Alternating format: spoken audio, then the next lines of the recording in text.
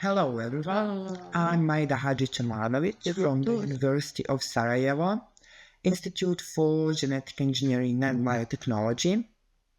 I will talk about military pollution as a significant part of environmental contamination that includes some sources of military pollutants, their emissions, and impacts on human health. My first presentation will be about military pollution in wartime and military pollution in peacetime, with some basic introduction and definitions. What is military pollution?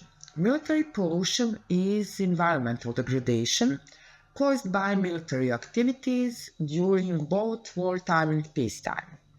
This includes the release of harmful substances into air, water, and soil due to some military operations, training exercises, and maintenance of military infrastructure. The impact of military pollution is profound, affecting ecosystems, human health, and contributing to climate change.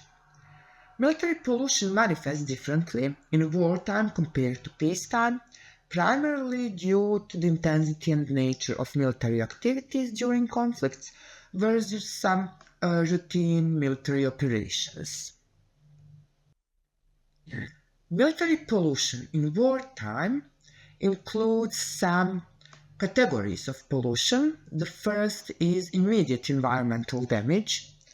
Wartime activities often led to severe environmental degradation.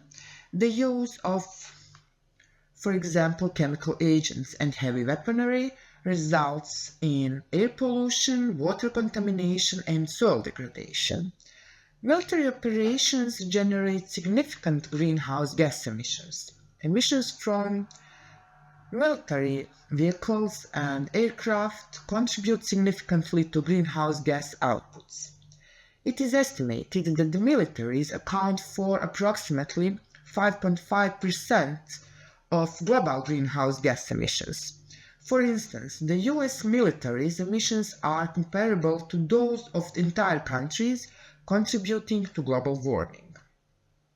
Also, warfare can lead to the contamination of water bodies through some oil spills or chemical runoff, and the destruction of wastewater infrastructure.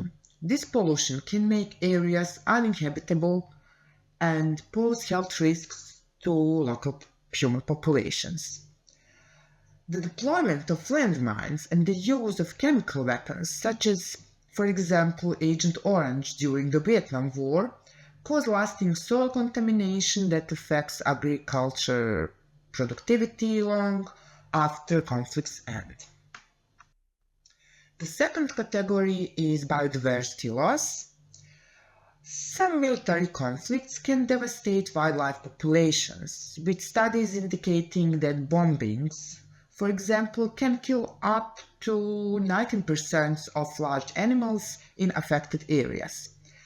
This destruction of habitats and ecosystems during military operations leads to long-term biodiversity loss. Post-conflict environment often suffers from unexploded weaponry and remnants of warfare that continue to pollute land and water sources. The cleanup of such remnants is essential but often neglected, leading to ongoing environmental issues.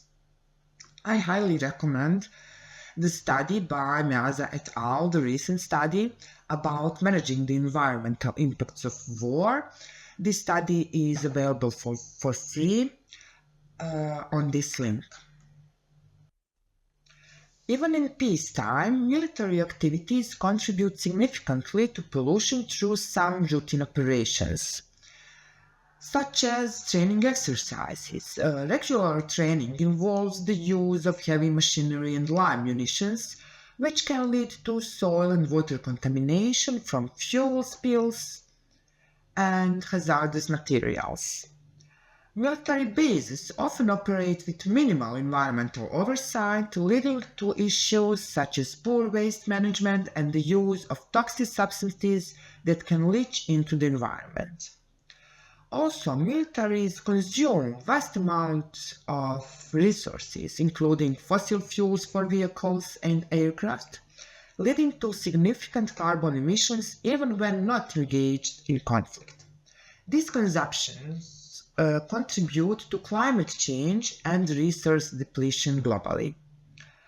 Military installations occupy also large areas of land. For example, estimating between 1 and 6 of global land surface, which disrupts local ecosystems and wildlife habitats due to infrastructure development and military exercises. International laws aim to mitigate the environmental impacts of military activities. The Environmental Modification Convention prohibits the use of environmental manipulation techniques for hostile purposes. Additionally, various treaties like the Fourth Geneva Convention outline responsibilities for protecting the environment during conflicts. Despite these frameworks, enforcement remains challenging due to the complexities of international relations and the prioritization of military objectives over environmental concerns during conflicts. At the end, I can conclude that military pollution represents a critical intersection between warfare and environmental stewardship. Both wartime action and peacetime military operations have lasting effects on ecosystems and human health. Addressing these impacts requires robust international legal frameworks and the commitment to integrating environmental consideration into military planning and operations.